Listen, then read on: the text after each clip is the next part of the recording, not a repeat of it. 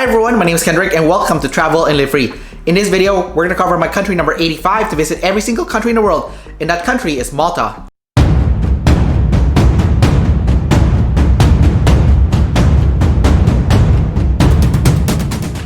During one of my vacations, I got a chance to go to Europe, and because I use Aeroplan to book my flights, I got a chance to stick in an overnight layover in Malta, which is perfect because it's one of the countries that I wanted to visit in Europe and go take off as I try to visit every single country in the world.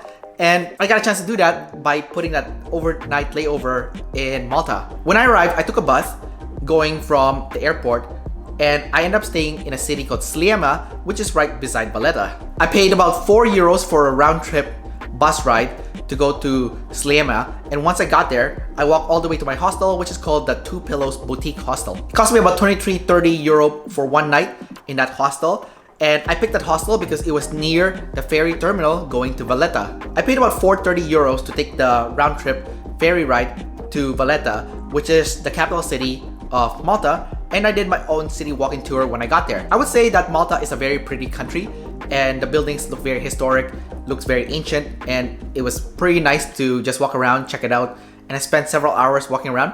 I also got a chance to see some locals breakdancing and doing some hip-hop dancing, which was pretty neat as well. And before long, I made it back to my hostel. Now, I would say after staying in this hostel that I don't think dorms are for me anymore. I think the next time I stay in a hostel, and I still love hostels, I would definitely get a private room. And if I do stay in a dorm room, it's just gonna be for overnight stays. I feel like I'm very over the dorm scene at this point in my life. The next day, I woke up bright and early and took the bus back to the Malta airport before flying out of the country.